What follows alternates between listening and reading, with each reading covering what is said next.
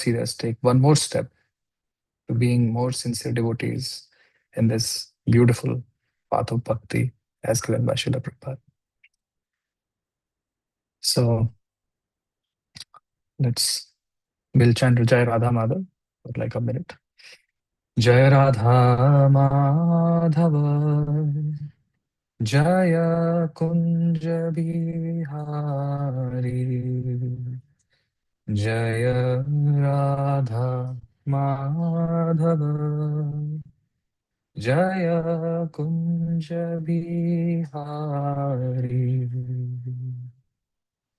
Gopijana Vallabha Jaya Girivara Dhari Jaya Girivara Dhari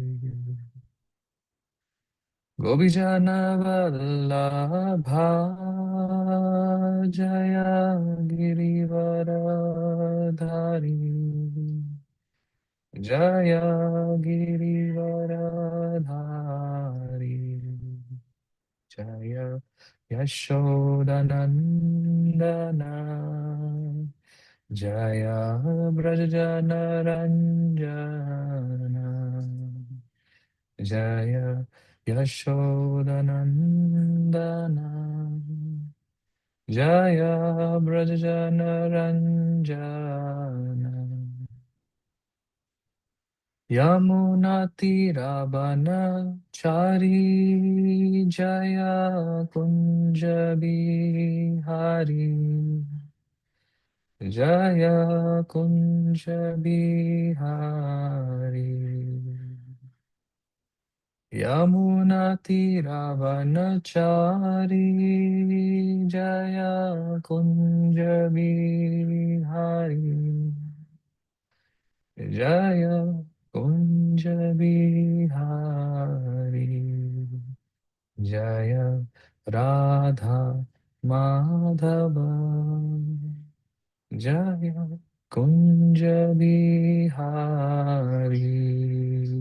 Jaya Radha Madhava Jaya Kunja Bihari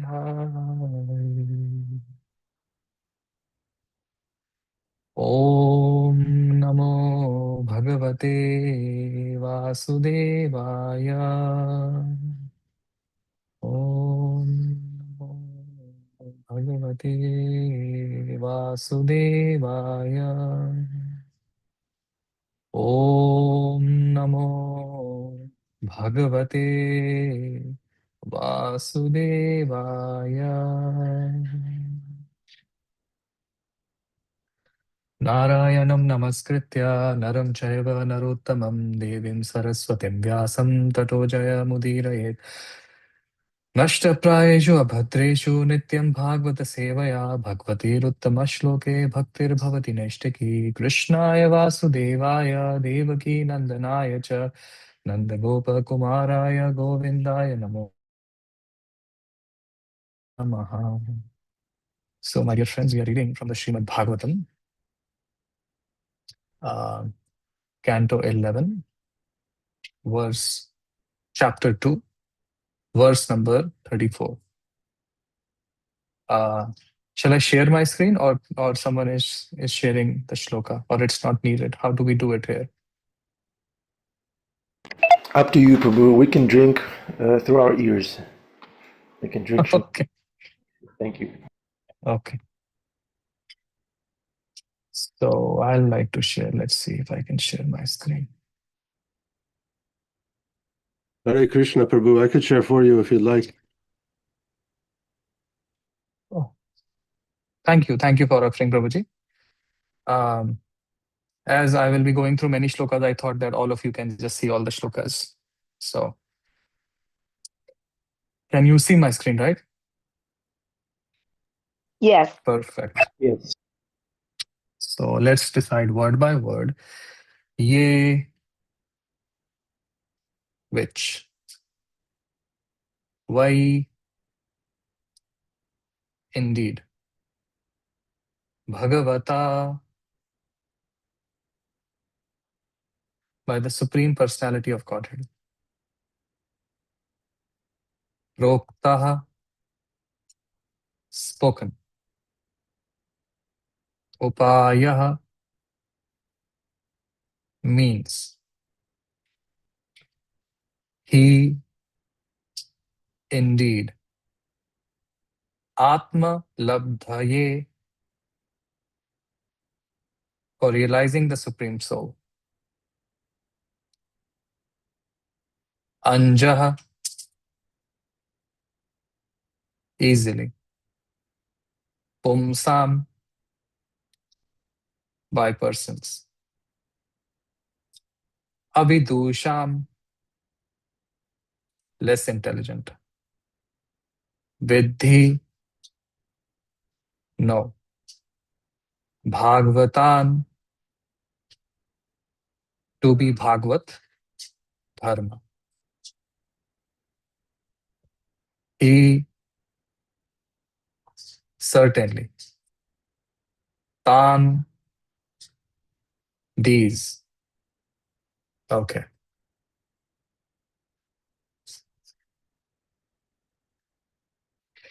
Ye vai Bhagavata prokta upaya hi atma labdhaye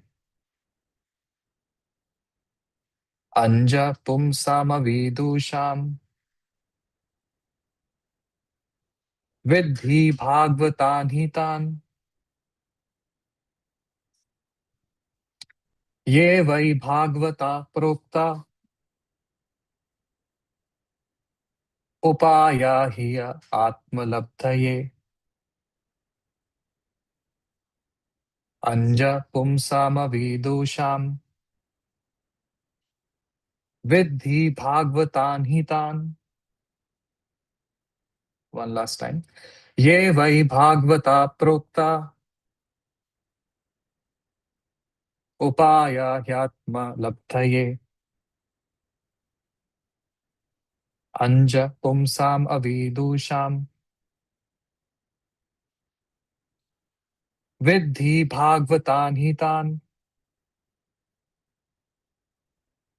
Okay. So translation.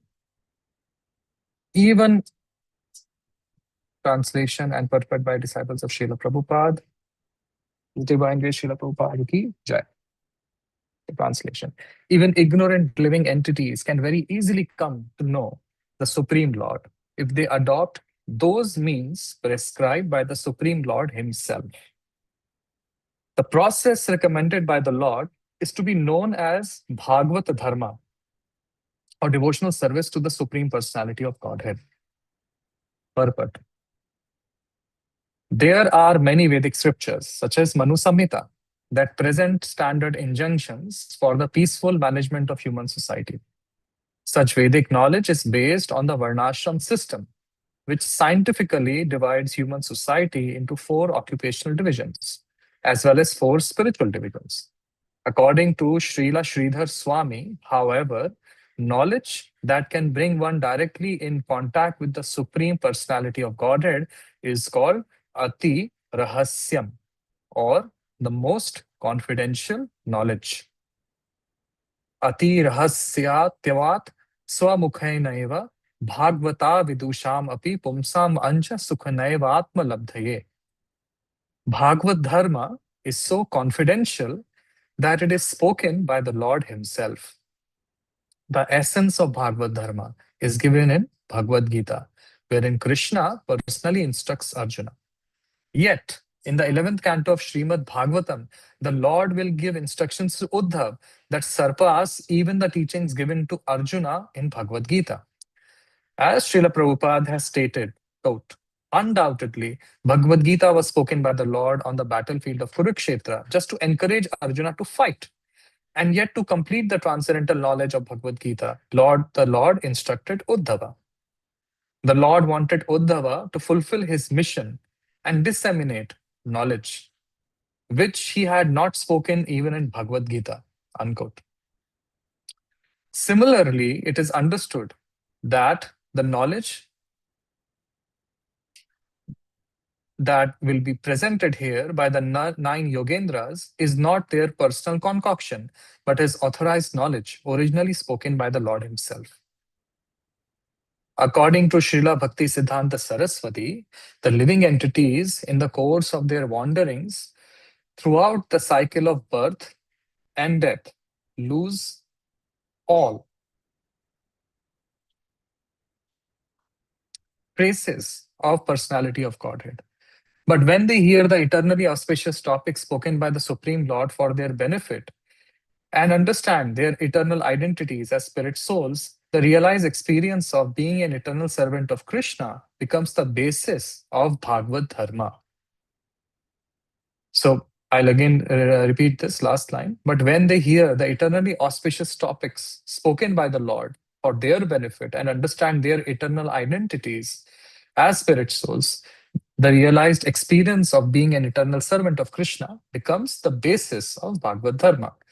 In the soul's experience as a pure Vaishnava or servant of God, there is no consideration of being different from God or the same as God, nor is one interested in the kingdom of material sense gratification. The pure devotee simply perceives his particular devotional service to the Supreme Lord and sees himself as an individual part and parcel of the ultimate shelter. As pure devotee experiences that his very being is tied by ropes of loving devotion to the ultimate shelter himself in one of his direct personal expansions.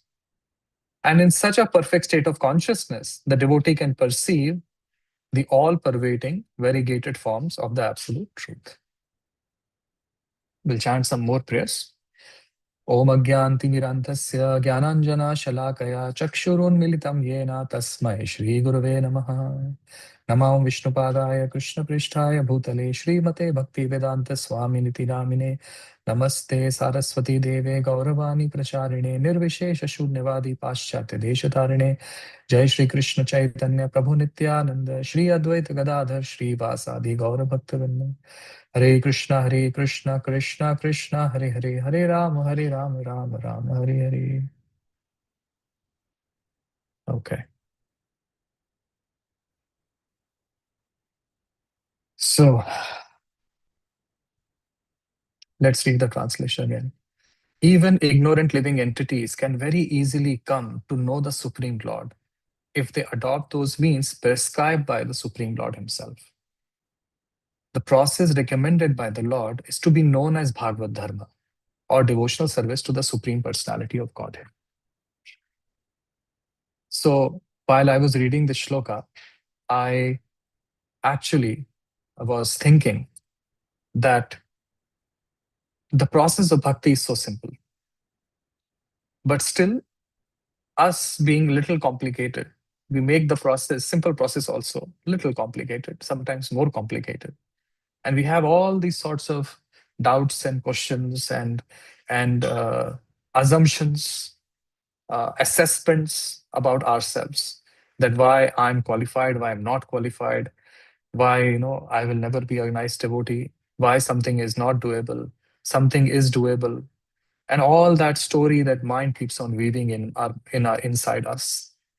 And but here, if you see Bhagavad Gita in this particular place, or you see in the Bhagavad Gita, the main thing which we are hearing is, in very simple words, that Krishna, he makes himself available through Bhagavad Dharma.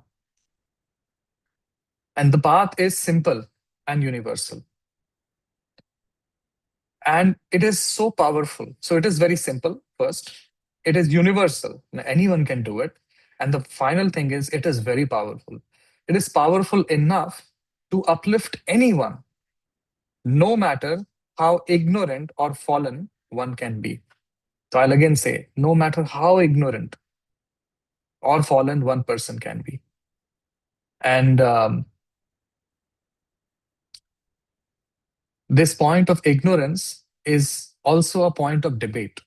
Now, what's the debate? There always been, contrasting views that in order to achieve the supreme, you really need to understand who is the supreme and have more knowledge. Should be able to recite Sanskrit. You should be able to read scriptures and so on and so forth. While there are also devotees who say, you don't need anything, you just chant Hare Krishna, chant the holy names of the Lord, follow regulative principles, lead a simple and sincere life, do seva, and all will be done. And there is always this touch. Even in devotees, also devotees say, well, yes, you chant Hare Krishna, you do all this, but you should be able to say the shlokas. You should be able to know the philosophy. You should be able to do this. So there is always a tussle in the hearts and minds of even devotees. So, so one side basically says that devotees only, I'm saying, that if you want to increase your love for Krishna, you need to know about him. And a simple thing I would say is that, say we like a certain, say, a superhero, say Marvel character or say a DC character or someone, and we like someone. And the more we read about that person, the more we like them. And and we want to know more. And then it's like a never-ending kind of process. People can even become like great geeks just knowing and understanding that. So devotees say the same thing. You need to learn about Krishna. You need to read about Krishna. The more you will read, the more you will increase love for Krishna. And once you have that deep wisdom, then you will be really able to appreciate Krishna's pastimes. And if you do not have that understanding, then I don't know if you have hope. Limited understanding, I like people may say that maybe, things will not work out. You need to take like few lifetimes, or even we may feel, oh, I'm not reading about Krishna, I'm not doing this, I'm not doing that. So what about that? Well, there is other set of people who say, just have faith, just bhakti is good enough. You learn whatever you can, and whatever else is needed, Lord will reveal within your heart. So this is a constant argument which I'm trying to basically point here. I'm not saying that we all do it, but I'm certain, because I have been part of circles where we do it definitely. So I hope that you are able to see that contrast. So first thing which we saw today is the theme that Krishna is making himself very easily available. His process is very simple. His process is very universal. His process is very powerful, that can lift anyone, no matter how ignorant or how fallen. So written in Bhagavad Gita, Krishna even says, even my devotee does the most abominable act, which is criticized by every single person. But if that person is continuing the Bhagavad Dharma, sooner or later, that person will come to me. And you should see that person as a saint. And just complementing the same point, that we should hate the sin, but not the sinner. Definitely, we need to do whatever is practical, but at the same time, trying to see things in that perspective. So this is the main theme, that Krishna is making himself available through Bhagavad Dharma. But in Bhagavad Dharma also, people have different arguments. So let's try to see what is Bhagavad Dharma. So Bhagavad Dharma is basically the process, as Krishna is saying, given by him directly. And it is everything we do on the path of devotional service. And let us maybe see some shlokas on that. So can you see that I popped up many shlokas here? Okay, perfect. So let's start from reading these shlokas one by one. And all I'm trying to basically establish is that what is Bhagavad Dharma? We are trying to understand what is Bhagavad Dharma by Bhagavatam and Bhagavad Gita. So this shloka, as you can see, I'll be just going one by one these, and then we'll be just reading them. So Savai pumsam paro dharmo yato bhakti radhokshaje ahetukiya pratihata yayatma suprasidati. Translation. The supreme dharma for all humanity is that by which men can attain to loving devotional service into the transcendental Lord. Such devotional service must be unmotivated and uninterrupted to completely satisfy the self.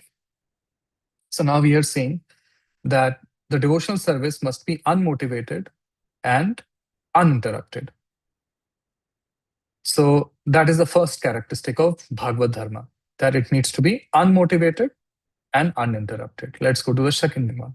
This is first canto, 7th chapter, 7th shloka. Yasyam vai shruyamanayam Krishne paramapurushe bhaktir utpadayate pumsa shoka moha bhayapaha. Simply by giving oral reception to this Vedic literature. This Vedic means we are talking about Bhagavatam. The feeling for the loving devotional service to Lord Krishna, the Supreme Personality of Godhead, sprouts up at once to extinguish the fire of lamentation, illusion, and fearfulness. So now, first we understood in Bhagavad Dharma is given by Krishna. Then Bhagavad Dharma should be practiced in an unmotivated, uninterrupted fashion. Then we are reading here just by hearing. So the focus is here is hearing. Simply by hearing, the feeling for loving devotional service to Krishna. We don't even have to have the feeling. This feeling will just sprout at once inside our heart. And what it will do? It will take away lamentation, basically us dwelling on the past, illusion, and fearfulness. Let's go to next shloka. This is first canto, second chapter 18 shloka, which I recited, and many times we recite in Bhagavatam. So what it says, Nashta prayeshu abhadreshu nityam bhagavata sevaya bhagavati uttama shloke bhaktir bhavati naishtiki. And what it means? By regular attendance in classes on the Bhagavatam and by rendering of service to pure devotee, all that is troublesome to the heart is almost completely destroyed. And the loving service unto the personality of Godhead, who is praised with transcendental songs, is established as an irrevocable fact. So this one is saying, just by attending regular classes on the Bhagavatam and rendering service to the pure devotee, only two things. Only two things. If you do these two things, all that is troublesome to the heart is almost completely destroyed. In the previous shloka, we saw that how lamentation, illusion, and fearfulness go away. Now, in this, we are saying anything which is troublesome to the heart is almost completely destroyed. And bhakti, or loving service to personality of Godhead, is established as an irrevocable fact. So this is, again, we are just reading the Bhagavatam. And we are just establishing what is Bhagavad Dharma. Let's come to next shloka. Now, this is 9.26. Krishna is saying this. Patram pushpam phalam toyam yo me bhaktaya prayachati tad aham prakti upbharatam ashnami prayatatmanaha. If one offers me with love and devotion a fruit, a flower, water, I will accept it. He's saying, but give me with devotion, bhaktya. So Bhagavad Dharma, hearing regularly, serving a pure devotee. And then if we offer something to Krishna with devotion, it can be anything, a leaf, Can you imagine you coming to the temple as Radha Mullidhar? Never come empty-handed. You can even pluck a leaf from somewhere and say, this leaf is for Krishna. You come and you give it with love. And Krishna accepts it. This is bhakti. Let's go to the next one. Another facet of Bhagavad Dharma, famous shloka. Sarva dharman parityaja mamekam sharanam vraja aham tvam sarva papebhyo moksha ishyami ma shucha. And Krishna is saying, abandon all varieties of religion. So now religion, he's not saying religion in the sense that you are, say, believer of a particular prophet or a particular personality, that you give up that religion. Krishna is saying that whatever we identify with, those things we should give up. And when we come in front of Krishna, we should be just ourselves.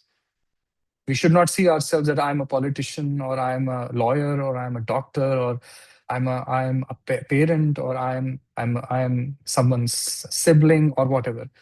I'm a citizen. I'm just give up all those identities. Come as yourself, as you, and just surrender onto me. Just give yourself to me, and I shall deliver you from all sinful reactions. Do not fear. Again, Krishna is saying, do not fear.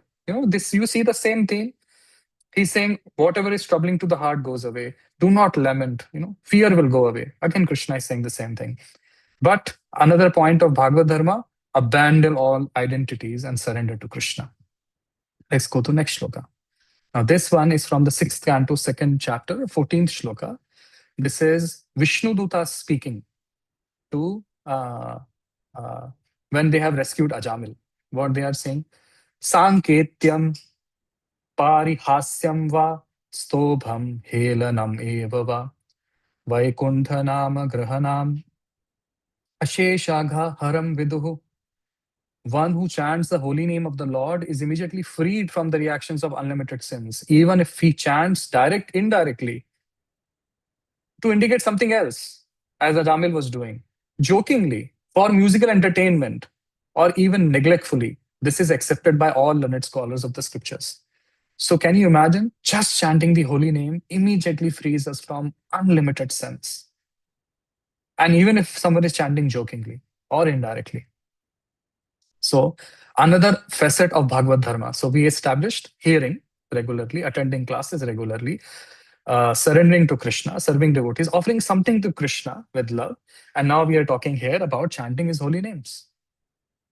And the last one to establish something. So this one is another famous shloka. Krishna Varnam Tusha Krishnam Sango Pangastra Parshadam Yagyay Sankirtana Prayir Yajanti Hi Sumedasaha. Generally, devotees use these words to say that how Chaitanya Mahaprabhu is prophesied. But why I'm reciting this shloka today is to say that the main thing of this age is Yagya Sankirtana Praye. That doing Sankirtan, chanting of the holy names, doing Kirtan is main way to approach the Supreme Lord. So this is what Bhagavad Dharma is. All the things which we discussed. Will you guys remember this? Can someone tell me 2 or 3 things which we just saw? What is Bhagavad Dharma? Serving the devotees. Yes. 2 more, please. Offering anything with devotion to the Lord. Yes, offering anything with devotion to the Lord. Anyone else? 1 more. Reading or hearing Bhagavatam regularly. Yes, reading or listening to Bhagavatam regularly. And that is Bhagavad Dharma. Now, there is another aspect of this. So now we understand what is Bhagavad Dharma. And we started that how Krishna makes it so simple to access him, that even the most fallen, ignorant people, those who do not have any wisdom, can also access him. So there are some more encouraging shlokas, which basically say how Krishna, if we are sincere, so all which is needed to, so 2 things if you have to take home today, even if you don't take Bhagavad Dharma home with you, or I know that you are in home, many of you, if you remember that and keep it in your home, is sincerity and determination. So if we do this Bhagavad Dharma and we have this sincerity and devotion, then what will happen? Let us see. So this is from Bhagavad Gita 10:10. Krishna is saying, Tesham satata yuktanam bhajatam priti purvakam dadami buddhi yogam tam yena mam upayanti te. What is Krishna saying? To those who are constantly devoted to serving me with love. And now serving me, we already discussed. All that we discussed, everything is serving me. Any one of them can be serving me. I give the understanding by which one can come to me. So Krishna is saying, I will give you the understanding. So we don't have to worry about it. I will give you. Next shloka. The next shloka in the same chapter.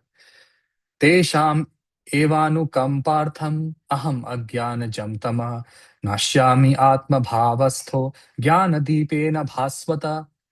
To show them special mercy, I dwelling in their hearts. So please remember, Krishna is in our heart. He's always watching.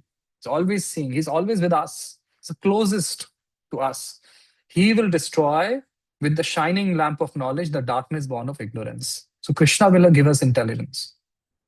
Next one. Okay, this one we will skip. So this one, okay, we'll just stay here only. So now we have seen that how Lord, so we understood what Bhagavad Dharma is.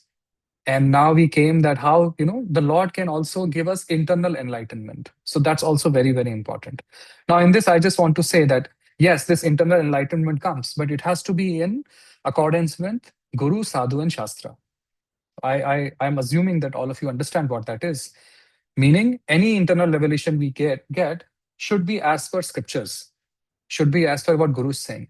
I should not go on claiming that, oh, yesterday I was sitting on my couch and Krishna just knocked on the door. I opened the door, he came, we sat and we sipped hot coffee or hot chocolate. I gave him pumpkin pie or something. So maybe it can happen, but then it has to be confirmed by the Guru. So unless the revelation is not in alignment with Guru Sadhu Shastra, that revelation has to be taken with a grain of salt. Why I'm saying this? Because then people, just taking the shlokas I said, they go into Sahajiyasm. And Sahajiyasm is basically misapplication of that internal revelation. And I'm definitely giving you a very exaggerated, extreme example, but we can always misapply. So remembering that. But now towards the conclusion of what I wanted to say. So we started with the contrasting views of knowledge and bhakti. I hope that by just reading these shlokas, we were able to see that even if we don't have the knowledge, even if we are not able to recite Sanskrit, even if we are not scholars, just by doing basic things, we can actually get Krishna. And then I was also sharing in the very beginning that how Krishna is making himself available and how this is so simple, so universal, so powerful, and it is for everyone. And that is how Krishna is coming in the mood of Chaitanya. Then we went through Bhagavad Dharma and what it is and what Krishna is telling us, very simple things. Then we also saw how Krishna is assuring us in Bhagavad Gita that I will complete whatever you lack, I will reveal everything inside you. And then we spoke about misapplication of this internal revelation and how we should be in alignment. Now the important thing comes. Still, sometimes even people who know everything, they are not able to follow. And why does that happen? So it happens because of attitude and association. Maya is very, very powerful. So if our association is not strong, if our attitude is little going haywire or is not fully aligned, then Maya just takes us out. So why I'm saying this, that people knowing still don't do it, let us see. So these are the last two shlokas of today. So this is chapter 5 from 9th canto, Durvasa Muni. Durvasa Muni basically went behind the life of Amrish Maharaj. So just reminder how Amrish was a great devotee. And Durvasa Muni is not a great devotee, but he knows the truth. What is he saying? Yan nama shruti matrena puman bhavati nirmala tasya tirtha pada kimva dasanam avashishyate. What is impossible for the servants of the Lord, by the very hearing of this holy name, one is purified. So Durvasa is saying this, but he's not a devotee, but he knows. Let's go to the next shloka. This one, the last shloka, promise you. I hope that I have not bombarded you and confused you by showing so many shlokas, but I just wanted to just go through Bhagavatam like that. So the last shloka, this one is basically by Shukracharya. So after the Vamandev, the dwarf incarnation of the Lord, he took away everything from King Bali. So Shukracharya was the guru of Bali Maharaj. Vamandev basically stood there and asked Shukracharya, so my dear Shukracharya, what happened with your disciple? Why is he in such situation? So Shukracharya says, Mantratas tantrataschidram desha kalraha vastutah sarvam karoti nishchidram anushankirtanam tava. What he's saying? There may be discrepancies in pronouncing the mantras and observing the regulatory principles. Please see this, my friends. May be discrepancies in pronouncing the mantras and observing the regulatory principles. And moreover, there may be discrepancies in regard to time, place, person, paraphernalia. But when your Lordship's holy name is chanted, everything becomes faultless. So who is saying this?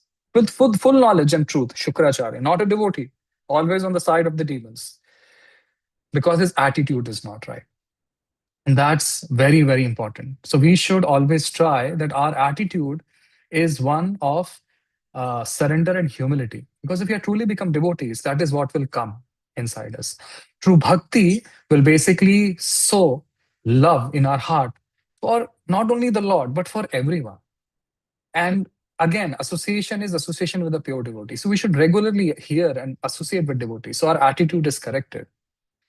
And it's like, if we are connected, then our consciousness will actually float upwards.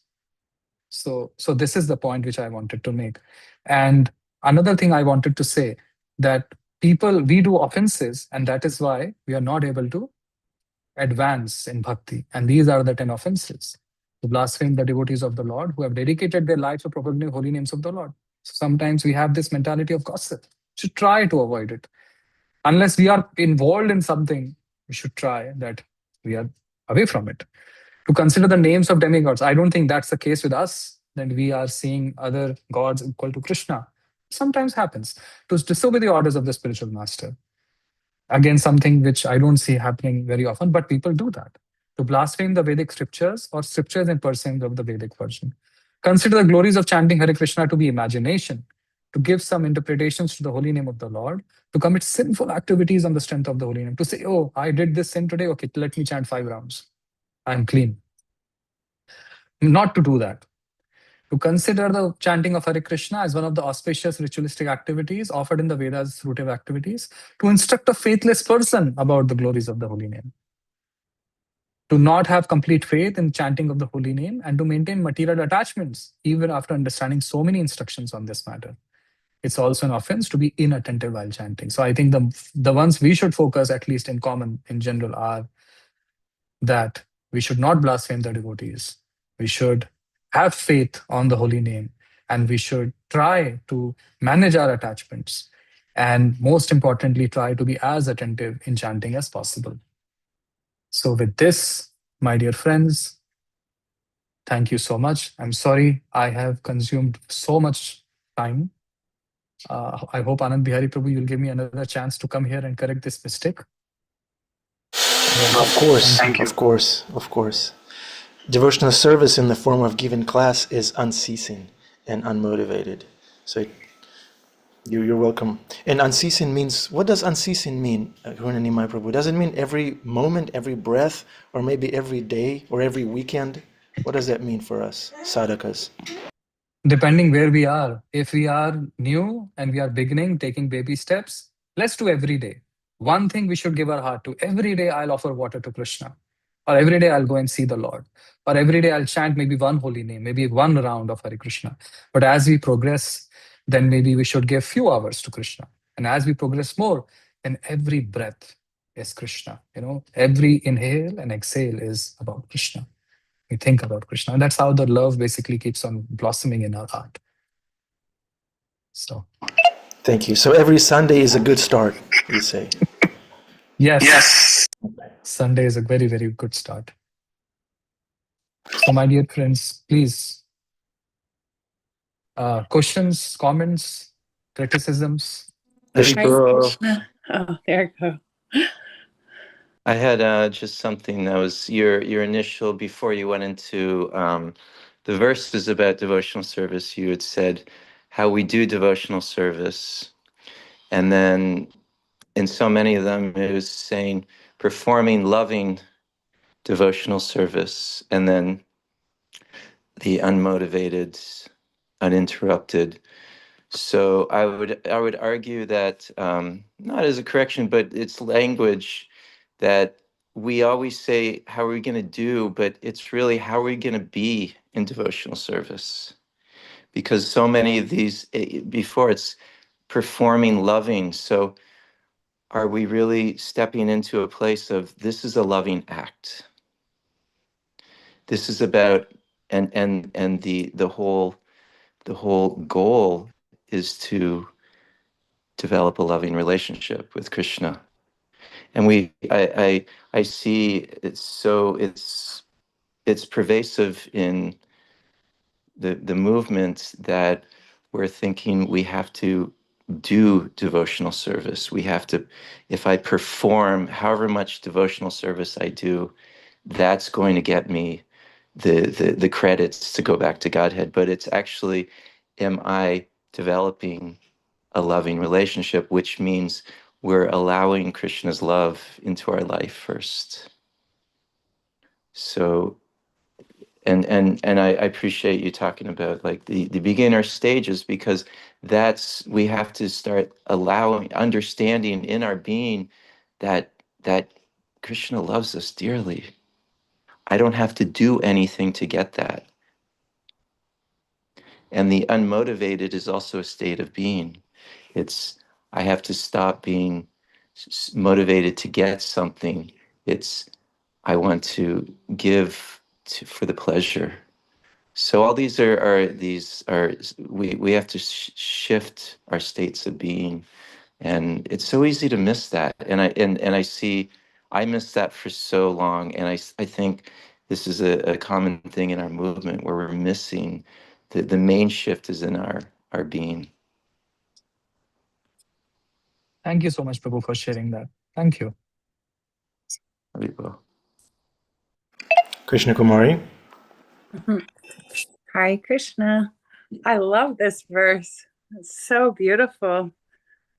I just shared it with a friend who named their daughter Anja, and they asked me the meaning, so I shared the whole verse with them via text, meaning easily. We can easily come to know Krishna through this process. So it's very refreshing. Also, I love that you went through all these very powerful verses.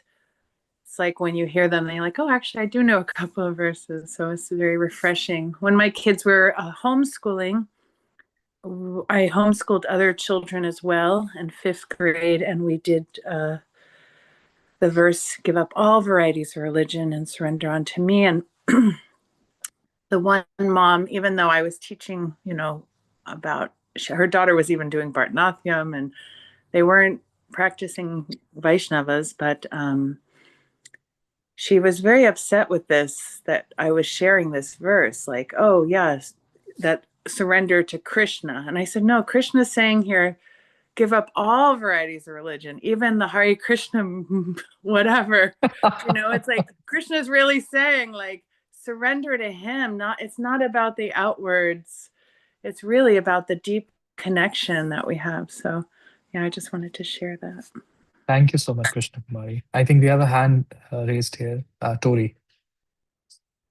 Yes, being someone who is newer to more of an understanding of this, I have been reading the Bhagavad Gita for several years, but I did not really have any sort of real grasping of it until more recently. But I I feel like I appreciated the comment on kind of creating the shift and having, it's almost like a necessity for it to be a little more gradual. I live in New York City, and it can be perpetually difficult to focus the mind and be surrendering to God. And it was my thoughts on the Gita with some of this is Krishna he says those who act in the world are most dear to him. And I think that's why I appreciate this continual surrender of the identities of the different sort of aspects, these mind states that we have, and still being able to act in the world. The world was created by Krishna. It is his Leela, his play. And I feel like as a regular person, it is encouraging to start to let go of all of these attachments to all of these different identities, to who I am and to who I want to be, and all of this mess that floats around in our head, and say, this very simple Krishna, who is the self within and the self within all, and this just all pervading, you can't really give it a name, right? This love, I think, is what helps me, because I'm still in that space of it being a gradual shift. It's just challenging, having grown up in the US and Western society. So I'm very grateful that I'm kind of beginning to really feel this, because years ago when I read chapter 9, verse 26, it grabbed me. And it always kind of brings tears to my eyes. Oh, okay. Um, Thank so you. Thank you, anyway, Tori. okay, thanks. Thank you so much.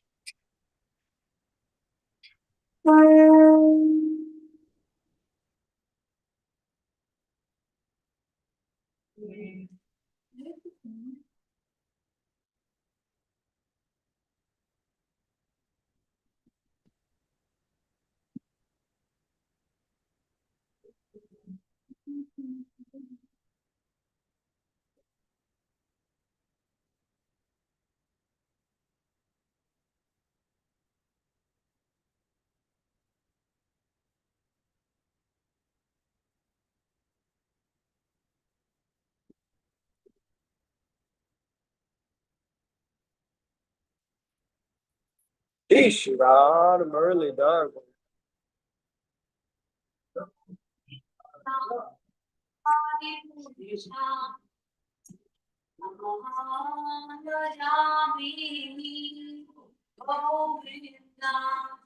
Adi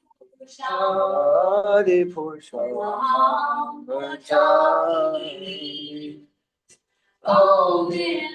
Govinda Adi Purusha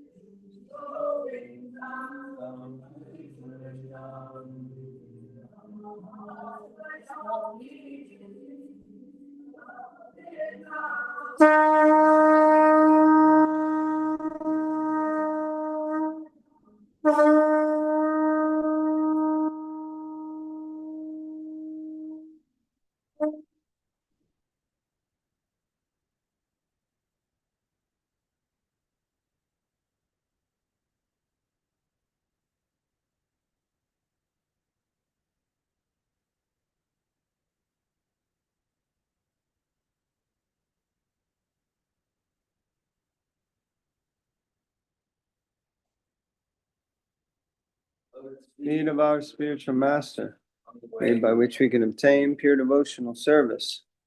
Bow down to his lotus feet with great awe and reverence.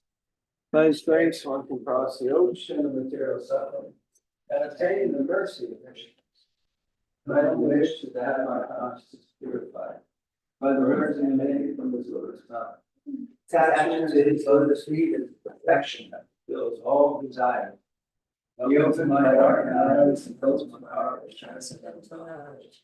He is my Lord, birth after birth, from the ecstatic emanates. By ignorance is destroyed. Vedic scriptures sing in his character. Our spiritual master is the ocean of grace. Friend of the poor, the Lord and master of the devotees. Master of the merciful. Which give us shade the free world. We take shelter out of lotus feet. Jai Jai Shila Jai Srila Prabhupada. Thank you, Janitai Prabhu. Jai Arjuna Prabhu. Welcome to the Afterglow. Karuna Nimai Prabhu, you have a few minutes? Yes, Prabhu, I'm here. Thank you I so just wanted to say that we saw Bhagavad Dharma today. It's not that we have to um, do everything at the same time. In the guidance of Guru and Sadhus, we have to just take steps and just know that Krishna is more eager to reveal himself to us than how much eager we are. And just by doing any one of those things with some sincerity, Krishna will reveal his love in our life. So I just wanted to add that because I think in my uh, uh, brief monologue, I went through a train of shlokas. So then just we read this translation. So I'm very grateful for all the comments to also highlight this point. And I also wanted to share that this is how it is. It is a gradual process, just like how the river goes to the sea. Similarly, if we do any small thing towards Krishna, slowly, slowly we'll take our steps and all these things will come to us. That's it. Thank you, Karuna Nimai Prabhu, for the very hopeful message. Adipusha Prabhu, I don't think you spoke in line with Guru Sadhu and Shastra.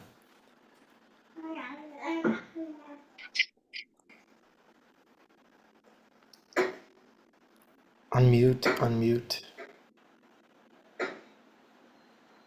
Maybe Angel can help you unmute. Okay. Good morning. Can you hear me? Yeah? You don't think I spoke in line with Guru and Krishna? With Prabhupada, with Prabhupada. We're praying to Srila Prabhupada that whatever we have to say is what he wants to say. And there was a question about mention that this instruction here in the 11th canto is adding something beyond what's spoken in the Bhagavad Gita. Is Karuna Nimai still here? Yes, Prabhu, I'm here. So you understand what I'm asking? Yes. Referring to? So what is this information that's beyond the Bhagavad Gita message that's being provided here? The core message is the first part of the sentence, how the translation begins, that even ignorant living entities can easily come to know. So this part that even ignorant living entities can easily, so easily is also something as Krishna Kumari was saying, this word anjaha, this word easily to ignorant people is very, very important.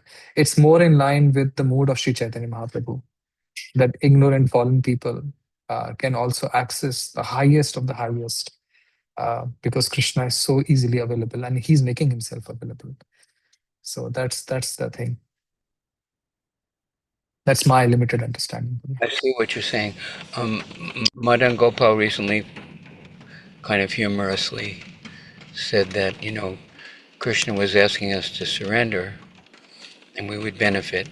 But he said at this phase of Lord Chaitanya's movement, Namo Mahabharanaya, he's so merciful that he's taking it and pushing it in our pocket. He's not just gifting it to us, but practically dragging us forward into deep spiritual life. And so pure love of God is being distributed abundantly and freely. And so it's a more, Krishna's reaching out to us in a more intense way. Yeah? Does that make sense? Thank you, Krishna. How wonderful is Krishna? Because certainly I am a fallen soul. I make so many mistakes. Yet Krishna is continually forgiving and beckoning and calling us. We're so grateful to be included. Unqualified though we are, Krishna's munificence is uplifting us. How wonderful is Krishna?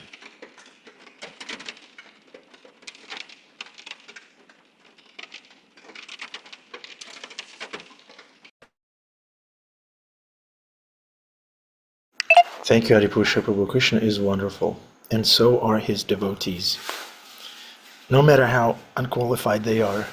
That's my takeaway. Okay. Any further contributions to class, dear devotees? I have something. Oh, is somebody else? No, Maternath Prabhu, go ahead. Um, just what expanding on what Adi was saying.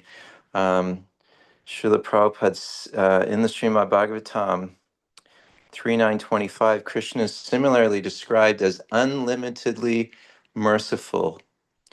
Expanding on this, Srila Prabhupada clarifies that unlimitedly means Krishna is increasingly merciful to the fallen souls of this world. So if we look at this, we know that in the spiritual world, we hear that Krishna's love is always expanding there, the loving exchange. But Srila Prabhupada is saying Krishna is increasingly merciful to the fallen souls in this world. It's expanding here. His grace is not just steady, it grows, it's expanding, and it evolves without limit. That causeless mercy upon us will always increase for all time. So it's the promise that not merely of mercy, but of an ever-growing, ever-deepening grace of unconditional love that is evolving towards us, even in this world. Prabhupada is saying that. It's such a, I find that so amazing. I have a little story of Radha Muralidhar. Does anybody want to hear the story of Radha Muralidhar? I do, but please be brief. Thank you. Okay, so when I lived in the building many years ago when it was being renovated. It was an old plumbing warehouse before the Bhakti Center, and one of the first devotees that was living in there was Bhakti Vigyan Swami. And he was actually living in there through the winter time. There was no winter, there was no windows. There was barely, there was like no walls. He was living in this little room and he wasn't supposed to be living in this room. And the fire department would come and they would do inspections if to see if everything is in code, if anybody, and they were walking around and they could see that he had been living there, and I mean there was everything was completely out of code. And so he was the fire chief was walking around and putting all these different violations of, no sprinklers, no windows, and the fines would be huge, thousands and thousands of dollars. So he walked throughout the building, and then Radha Muralidhar were in a little room where Bhakti Vigyan Swami was staying, because they come and they do these surprise in visits. And so he walked in, it was a room beside where he was staying, and he supposedly he walked in, and Bhakti Vigyan Swami didn't see what happened, but he stood inside the room with Radha Muralidhar for a couple minutes. And he walked out of that room and he was like, his demeanor completely changed. And he didn't say anything. He didn't write up any of he threw away all the violations and he just said, "You guys are good." Radha Muralidhar took care of all the violations, and it's amazing. This fire chief, man, he got like serious mercy from having darshan, and something switched in his heart where he dropped everything he was writing down to charge. Jai Radha Muralidhar. Thank you, Maternath Prabhu. There's the law, and then there's the lawgiver. Radha Muralidhar is the lawgiver, and the lawgiver is above the law. Thank you so much for illustrating that point. Okay, Karuna Nimai Prabhu, concluding remarks. It has to be something profound and encouraging. I've said it many times, but I would just say that every day, just commit to one devotional activity if you are not already doing so, whether it is chanting of the holy names, or it's taking darshan, or coming here every day, attending these classes. Just give your heart and be sincere and determined in one activity. And as many devotees also said, automatically everything else will come, and you will start to feel your love for Krishna more and Krishna's love for you also. It's like an ever increasing thing, as Mathuranath Prabhu was also saying. So I would just say, commit to one small thing every single day. That can be your daily grounding ritual. So that's it. Thank you, Karuna Nimai Prabhu. So now we are turning the floor over to where are our reciters? Are they here? Karen, is Annabelle available?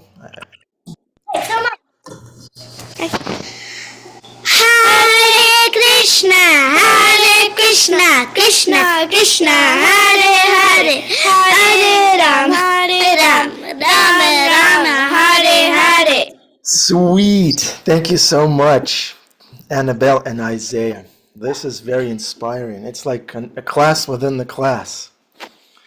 Thank you.